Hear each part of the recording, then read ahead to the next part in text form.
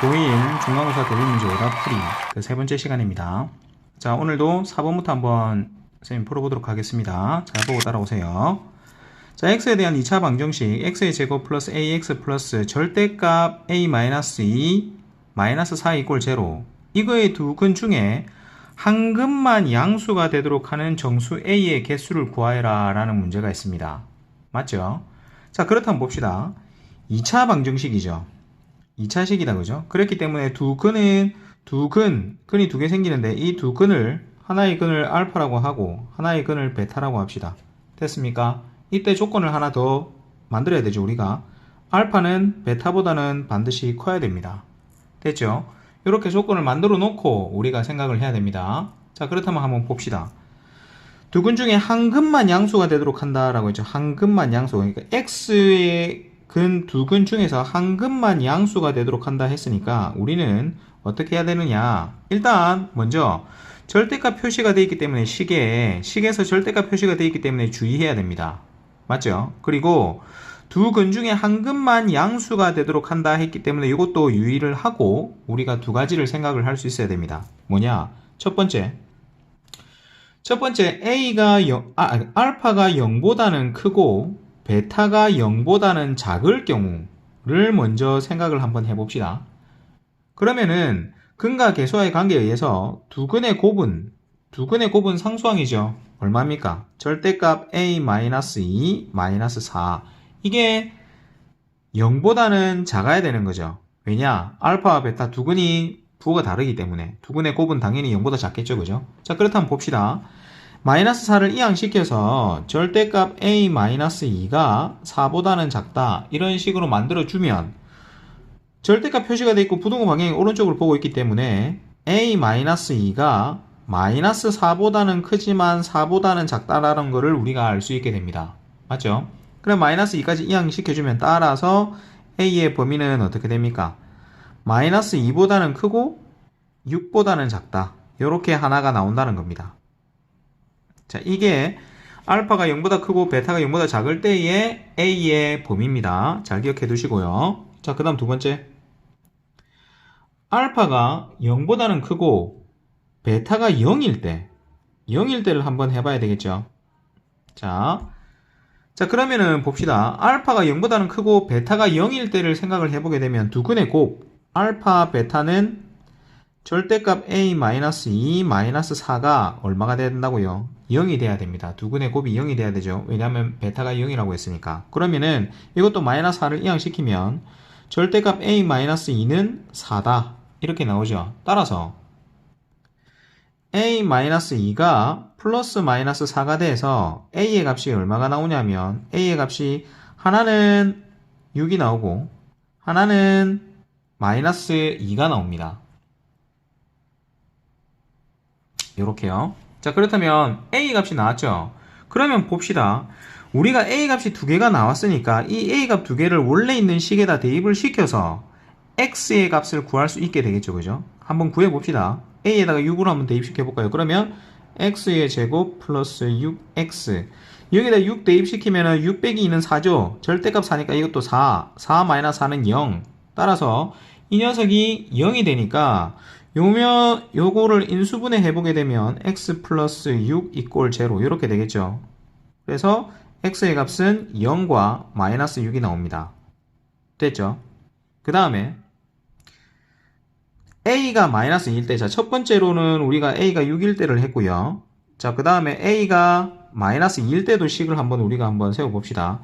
여기다 마이너스 2를 대입시키는 거죠. a에다가, 그죠? 자, 그러면은 x의 제곱, 그 다음에 마이너스 2x가 됩니까? 그 다음에 여기 마이너스 1을 주면 마이너스 4인데 절대값 마이너스 4니까 이건 4를 얘기하는 거죠. 그러니까 이것도 마찬가지로 이렇게 여기서 끝이 납니다. 그러면은 인수분해를 해보게 되면 이렇게 인수분해가 되겠죠. 따라서 x의 값이 얼마입니까? 하나는 0이고 하나는 2고 이렇게 돼 있죠. 자, 그럼 보세요, 여러분.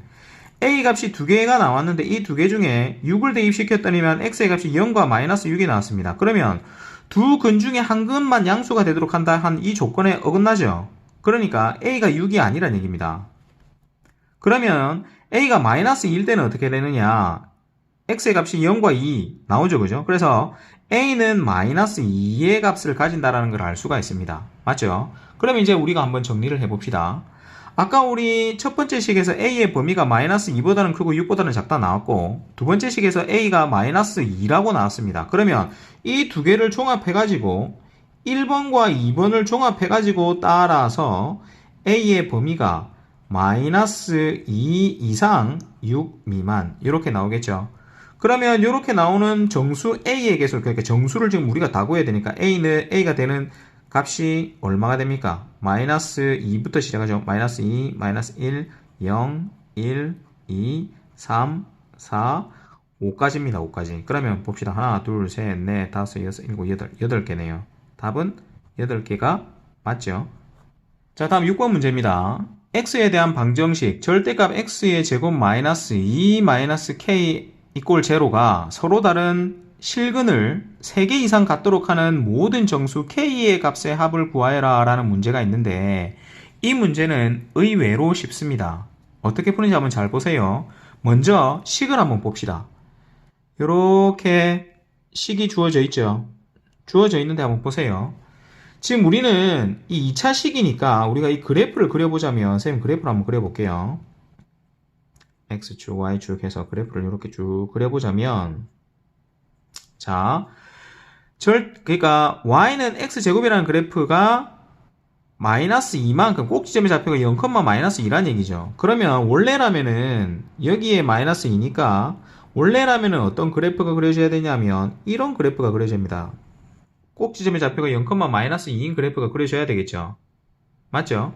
당연히 여기 X절표는 마이너스 루트 2고 여기는 루트 2가 되겠죠. 그죠? 이런 그래프가 그려져야 되는데 절대값을 썼다 이 말입니다. 절대값을 쓰면 셈이 어떻게 된다고 했죠? X축보다 위로 올라온다 했죠. 그래서 X축보다 위에 그래프가 다 그려지게 되는 겁니다. 그러면 선생님이 이거를 자 조금 구분 짓기 위해서 자 그래프를 다시 표시를 해볼게요. 이런 그래프가 되겠죠. 이런 파란색 그래프가 맞습니까? 왜냐하면 절대값 기호 때문이죠. 절대값 기호 때문에 절대값을 쓰고 있으면 X축보다 밑으로 그래프가 그려지면 안 되잖아요. 그죠? 그래서 이런 그래프가 그려지게 됩니다. 파란색으로 그려진 그래프가. 자, 그러면 이 그래프가 뭐냐 하면 Y는 절대값 X의 제곱 마이너스 2라는 그래프입니다. 자, 이해했죠? 자, 그럼 봅시다. 지금 요 그래프하고 Y는 K라는 그래프, 즉 Y의 값만 가지고 있는 1차 함수 그래프를 한번 선생님 그려볼게요. 이렇게 뭐 3개만 그릴까요? 자, 한번 3개만 그려보겠습니다. 이 그래프가 모두가 뭐냐 하면은 Y는 K라는 그래프입니다. 선생님이 왜 이렇게 그렸는지 알겠죠? 이 식은 2차 식과 1차 식으로 만들어진 식이기 때문에 우리가 2차 식의 그래프와 1차 식의 그래프를 그려보면 서로 다른 3개 이상의 실근을 갖는다라는 뜻을 우리가 알 수 있게 됩니다. 두 그래프가 만났을 때의 요 값이 바로 뭡니까? 바로 근의 개수잖아요. 근의 개수. 맞죠? 그러면 3개 이상이 되게끔 하려면은 어떻게 돼야 됩니까? 지금 여기서 하나, 둘, 셋 만났죠. 그죠? 그래서 여기서부터 밑으로 가야 되겠죠. 밑으로 가야 지금 이거는 3개고 요 밑으로 있는 것들은 이것도 다 4개를 또 만나다가 X축 위에 있게 되면은 최소 2개 아닙니까? 2개.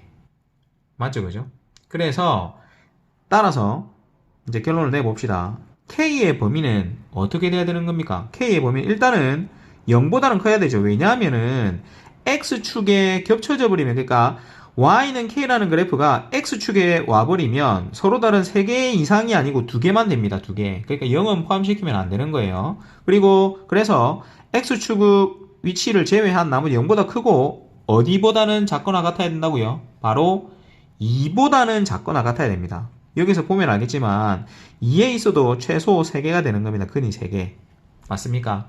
K의 범위는 0보다는 크고 2보다는 작거나 같아야 되니까 요거를 만족시키는 정수 K니까 K 값은 따라서 K 값이 뭐가 됩니까? 1과 2 이렇게 됩니까? 요거 두 개를 어떻게 하란 말입니까? 이거 더해란 얘기죠. 1과 2를 더하면 3. 3이 우리가 구하고자 하는 6번의 값이 되는 겁니다.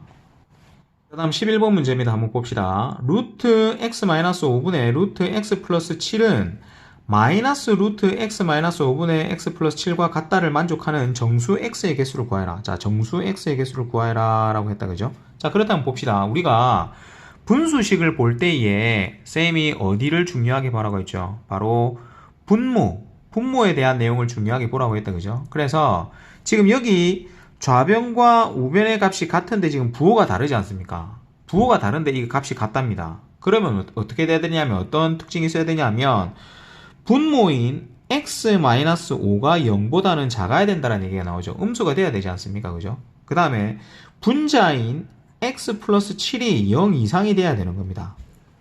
아셨죠? 요것만 알면 이 문제는 어려운 문제가 아니었죠. 그러면 요거 두 개를 만족시키는 x의 범위 따라서 x는 마이너스 7 이상 5 미만 이렇게 나오죠. 그럼 이걸 만족시키는 정수가 몇 개란 말입니까? 마이너스 7, 마이너스 6, 마이너스 5 쭉쭉쭉쭉 가서 어디까지입니까? 4까지죠. 2, 3, 4까지. 그럼 총 12개. 12개가 우리가 구하고자 하는 정수 x의 개수가 되는 겁니다. 아셨죠?